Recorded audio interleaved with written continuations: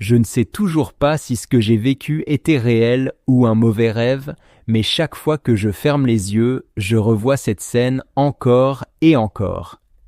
Tout a commencé il y a 3 mois, quand mon frère cadet, Lucas, m'a demandé de l'aider à emménager dans son nouvel appartement. Rien de bien particulier, un petit 2 pièces dans un quartier tranquille de Lyon. Ce que je ne savais pas encore, c'est que cet appartement allait bouleverser ma vie entière. En aidant Lucas à déballer ses cartons, j'ai rencontré sa voisine de palier, Claire. Une femme élégante, la quarantaine, discrète, un sourire doux, mais un regard étrange. Dès qu'elle m'a vu, elle a eu une réaction étrange, comme si elle m'avait reconnu. Pourtant, j'étais certain de ne l'avoir jamais vue. Les jours suivants, Claire a commencé à venir souvent frapper chez Lucas. Elle apportait des plats faits maison, disait vouloir accueillir les nouveaux. Je n'étais là que pour quelques jours, mais elle semblait toujours apparaître quand j'étais présent. Une fois, elle m'a fixé longuement et m'a dit « Vous ressemblez énormément à mon mari. Il est mort il y a 10 ans. » J'ai cru à une simple coïncidence jusqu'à ce que je tombe sur une photo encadrée chez elle qu'elle m'a montrée sans prévenir. Et là, j'ai failli lâcher le cadre. L'homme sur la photo, c'était moi. Enfin, pas exactement moi, mais une copie conforme. Même regard, même sourire, même cicatrice au menton. Sauf que cette photo datait de plus de 10 ans. Claire a commencé à devenir de plus en plus intrusive. Elle m'attendait dans le couloir, me suivait discrètement en bas de l'immeuble. Un jour, j'ai même surpris Lucas en train de parler avec elle à voix basse, puis se taire brusquement quand j'entrais dans la pièce. « Tu crois pas qu'elle agit un peu bizarrement ?» ai-je fini par lui demander. Il a haussé les épaules. « Elle est seule. » Elle s'accroche à toi parce que tu lui rappelles son mari, c'est tout. Mais quelque chose ne collait pas. Et un soir, alors que je dormais chez Lucas, j'ai entendu la porte d'entrée grincer. Je suis sorti de la chambre et je l'ai vue. Claire, elle était dans le salon, immobile, en chemise de nuit, les yeux rouges, une photo à la main. « Tu es revenu ?» a-t-elle murmuré en s'approchant lentement. J'ai paniqué. J'ai crié pour réveiller Lucas, mais il n'était pas là. C'est là que j'ai compris. Il n'était jamais là quand elle apparaissait. Comme si tout ça avait été prévu. Claire a commencé à me dire qu'elle savait que je n'étais pas son mari, mais qu'elle croyait aux réincarnations, que le destin m'avait ramené à elle, que Lucas m'avait aidé à retrouver mon chemin vers elle. Je suis parti le lendemain matin sans me retourner. Depuis, Lucas m'envoie des messages étranges, des citations sur le destin, l'amour éternel, le retour des âmes perdues. J'ai coupé tout contact. Mais parfois, je reçois une lettre, sans expéditeur, avec une photo ancienne de moi ou de lui. Je ne sais plus. Je ne sais plus si je suis moi ou juste l'ombre d'un mort dans la tête d'une femme brisée. Je n'aurais jamais dû lire ce message. Il a détruit tout ce que je croyais vrai. J'étais fiancé depuis 8 mois à Maxime, un homme que j'aimais profondément. Nous nous étions rencontrés lors d'un séminaire professionnel à Lyon et très vite, notre relation avait pris une tournure sérieuse. Il était attentionné, drôle, intelligent et surtout, il avait su me redonner confiance en l'amour après une rupture difficile. Pendant longtemps, j'ai cru vivre un conte de fées. Maxime et moi parlions déjà de notre futur, de la maison qu'on voulait acheter, des prénoms de nos futurs enfants. Tout semblait si parfait que je n'ai jamais pensé à douter de lui, jusqu'à ce que tout s'écroule à cause d'un simple message. C'était un samedi matin. Maxime avait laissé son téléphone sur la table du salon pendant qu'il prenait sa douche. Je n'avais jamais fouillé dans ses affaires, je n'étais pas ce genre de femme, mais quand l'écran s'est allumé avec une notification affichant « À ce soir, mon amour », mon cœur s'est figé. Je ne sais pas ce qui m'a poussé à le faire, la curiosité, l'intuition, le besoin d'être rassuré. J'ai déverrouillé son téléphone sans vraiment réfléchir. Le code était le jour de notre rencontre. Ironique. Ce que j'ai découvert m'a fait perdre pied. Des centaines de messages avec une femme nommée Camille. Des photos d'eux ensemble, des déclarations enflammées, des projets de week-end, des souvenirs partagés, et cela durait depuis plus d'1 an. Avant même qu'il me demande en mariage, j'étais sous le choc. Je suis resté figé, incapable de comprendre comment l'homme que j'aimais, celui qui me regardait chaque jour avec tant de tendresse, pouvait me trahir de cette manière. Quand il est sorti de la douche, je lui ai simplement tendu le téléphone sans dire un mot. Il a pâli en comprenant ce que j'avais vu. J'ai vu la panique dans ses yeux. Il a essayé de parler, de m'expliquer que ce n'était qu'une erreur, qu'il allait tout arrêter. Mais il était trop tard. J'ai fait ma valise en silence. Il me suppliait de rester, il pleurait, il disait qu'il m'aimait. Mais comment croire quelqu'un qui mène une double vie depuis des mois ? Je suis parti sans me retourner. Le plus douloureux dans cette histoire, ce n'était pas la trahison en elle-même, c'était le fait de devoir faire le deuil d'un futur que j'avais construit dans ma tête, c'était de réaliser que je n'étais pas la seule, que je n'étais peut-être même pas celle qu'il aimait le plus. Les semaines qui ont suivi ont été très dures. J'ai perdu du poids, j'ai coupé les ponts avec tout le monde. J'étais envahi par la honte, la colère, la tristesse. J'ai même pensé que c'était de ma faute, que je n'avais pas été assez bien pour lui. Un jour, j'ai reçu un message de Camille. Elle me disait qu'elle venait d'apprendre pour moi, qu'elle ne savait pas qu'il était fiancé, qu'elle aussi avait cru être la seule. Elle m'a envoyé des captures d'écran de leur discussion, des preuves qu'il lui mentait aussi. J'ai compris alors que Maxime était un manipulateur, un homme qui jouait avec les sentiments des autres pour combler son vide intérieur. Ce n'était pas moi le problème, c'était lui. Aujourd'hui, cela fait 8 mois que je l'ai quitté. Je suis toujours en train de me reconstruire lentement. J'ai repris le travail, j'ai recommencé à sortir, à revoir mes amis. Je n'ai pas encore refait confiance à un homme, mais j'apprends à me faire confiance à moi-même. Je n'aurais jamais dû ouvrir ce message. Je m'appelle Chloé, j'ai 29 ans, et je croyais mener une vie banale. Mariée depuis 5 ans à Julien, mon amour de jeunesse, tout semblait aller pour le mieux. Une maison en banlieue, un petit chien, des projets de bébé, le rêve parfait, non ? Jusqu'à ce fameux jeudi soir où tout a basculé à cause d'un simple message. Il était 22h34, Julien dormait déjà. Moi, insomniaque, comme souvent, je scrollais distraitement sur mon téléphone quand une notification WhatsApp s'est affichée. Un numéro inconnu. Le message disait simplement « Tu devrais savoir avec qui tu partages ton lit », le tout accompagné d'une photo floue d'un homme et d'une femme.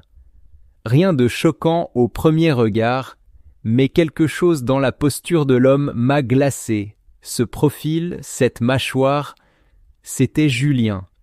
Je suis resté figé. Mon cœur battait si fort que j'entendais ses échos dans mes oreilles. D'abord, j'ai cru à une blague de mauvais goût, puis j'ai cliqué sur le profil du numéro. Aucune photo, juste un pseudo, vérité. Je n'ai pas osé réveiller Julien, j'ai attendu. Attendu que le matin arrive. J'ai fait semblant de dormir, de sourire, mais dans ma tête, les questions s'accumulaient. Qui m'avait envoyé ça ? Pourquoi maintenant ? Et surtout, qui était cette femme sur la photo? Le lendemain, j'ai pris une journée de congé. J'ai décidé d'enquêter. Je savais que Julien avait un dîner avec des collègues ce soir-là. J'ai profité de son absence pour fouiller un peu. Je sais, ce n'est pas bien, mais j'avais besoin de réponses. Et c'est dans son vieil ordinateur portable que j'ai trouvé un dossier nommé Compte 2022, rien d'anormal. Sauf qu'en l'ouvrant, j'ai trouvé des vidéos, une dizaine de vidéos. Certaines étaient banales, d'autres moins. La première montrait Julien dans un bar en train d'embrasser une femme. Pas moi, pas une erreur d'angle, une autre, brune, grande, élégante, toujours la même. Dans les suivantes, ils étaient dans des hôtels, des voitures, chez elle peut-être. Ils riaient, ils semblaient heureux, libres. Je suis resté devant cet écran, incapable de pleurer. J'étais pétrifié, comme si mon corps refusait d'accepter ce que mes yeux voyaient. Le pire, la dernière vidéo. Elle datait d'il y a 3 jours. 3 jours, et il m'avait dit qu'il avait une réunion tardive. Ce soir-là, on avait fait l'amour quand il est rentré. J'ai eu la nausée, mais ce n'est pas tout, car en farfouillant dans sa boîte mail, j'ai découvert un échange avec ma sœur. Oui, ma propre sœur Élise, celle qui me disait toujours que Julien était trop parfait pour être honnête, celle qui venait souvent dîner à la maison. Les mails remontaient à 2 ans. 2 ans qu'ils entretenaient une relation, des messages enflammés, des projets de week-end, des promesses de quitter cette vie trop propre. J'ai ressenti un mélange indescriptible. Trahison, rage, honte, je n'avais plus de repères, l'homme que j'aimais, la sœur que je chérissais, tous les deux mentaient sous mon toit.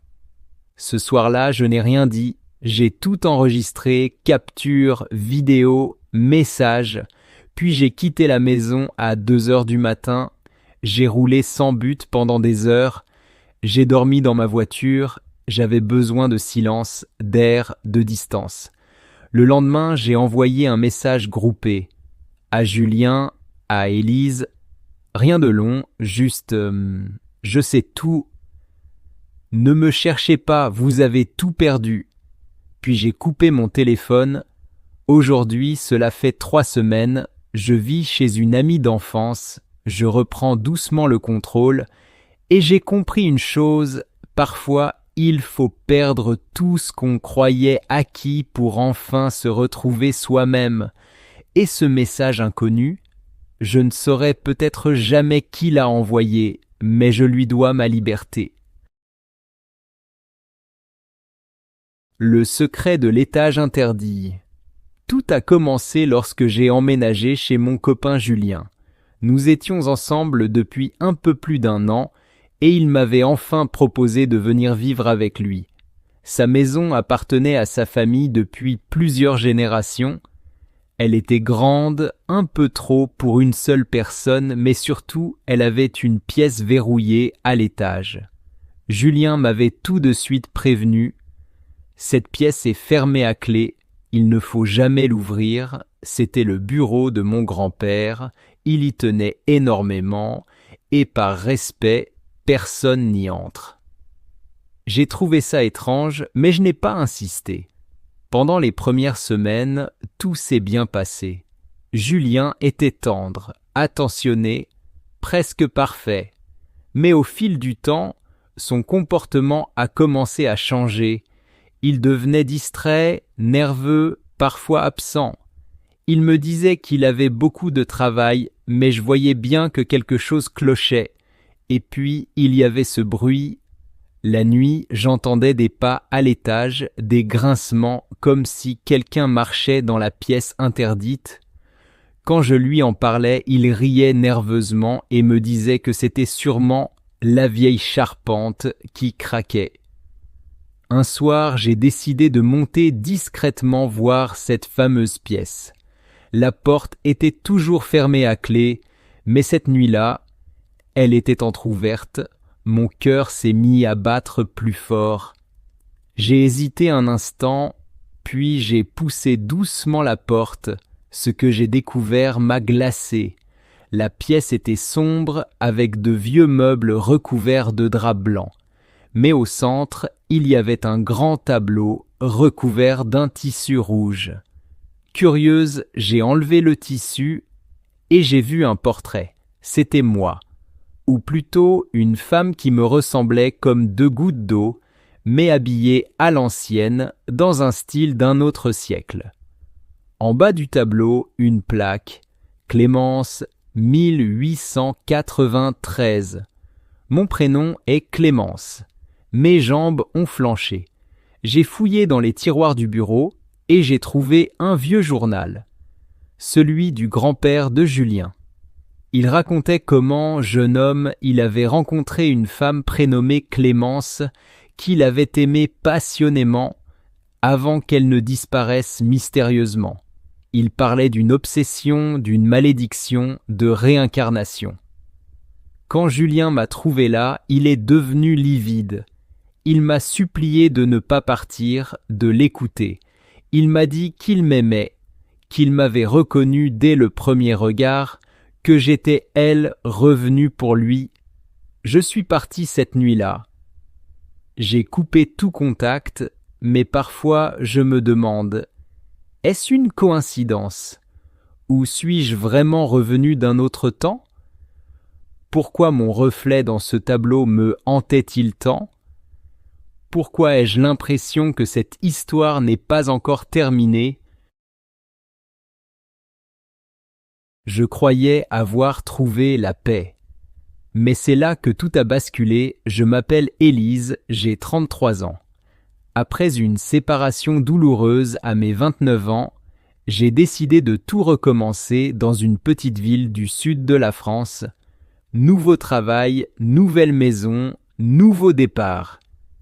J'enseignais l'anglais dans un lycée et, peu à peu, j'avais retrouvé une forme de sérénité. C'est là que j'ai rencontré Thomas.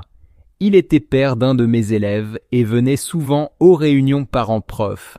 Charmant, poli, un regard triste que je n'ai pas su ignorer. Il m'invitait à prendre un café après les réunions, puis un jour, il m'a demandé si je voulais dîner chez lui. Ce soir-là, j'ai franchi un seuil sans m'en rendre compte. Thomas était veuf depuis 2 ans. Sa femme était morte dans un accident de voiture, me disait-il, et il n'avait jamais vraiment repris goût à la vie.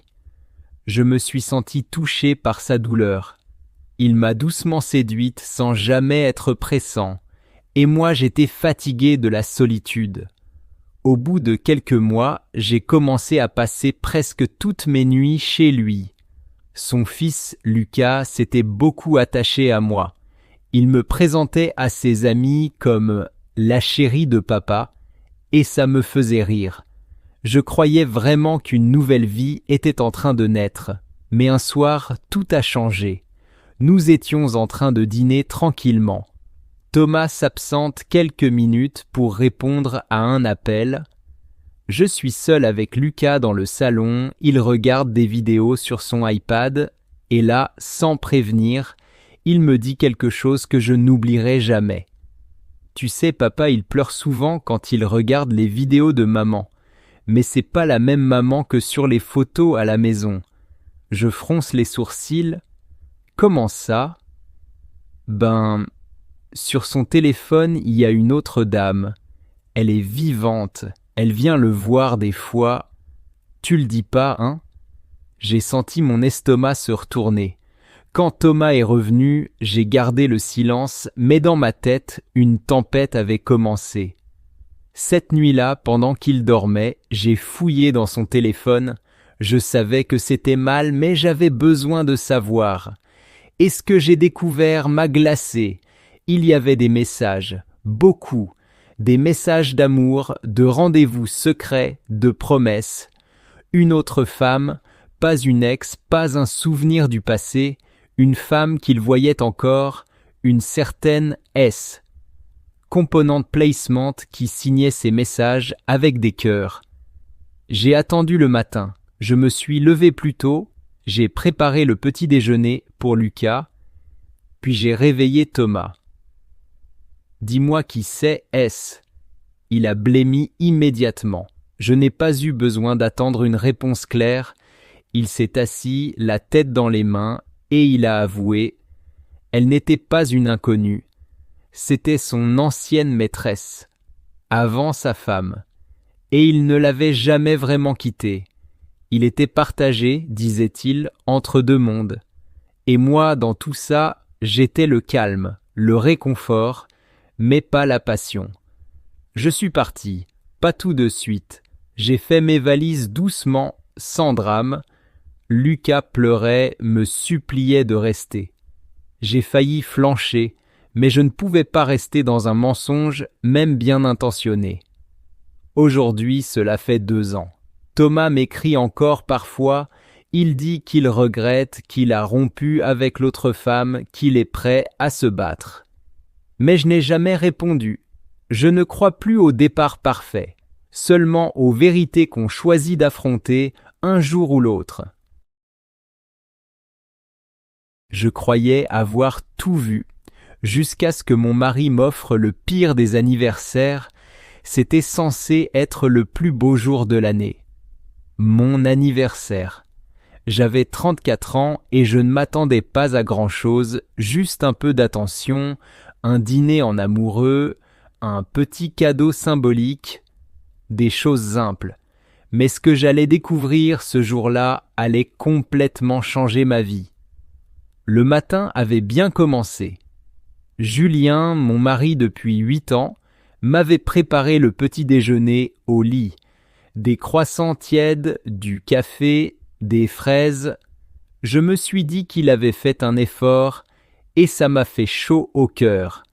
Il m'a embrassé sur le front et m'a dit de ne rien prévoir pour le soir, qu'il avait tout organisé. J'étais excité comme une ado. Vers 18h, il m'a demandé de me préparer. Robe noire, talons, maquillage. Il m'a dit qu'on allait dans un endroit un peu chic. Je n'ai pas posé de questions.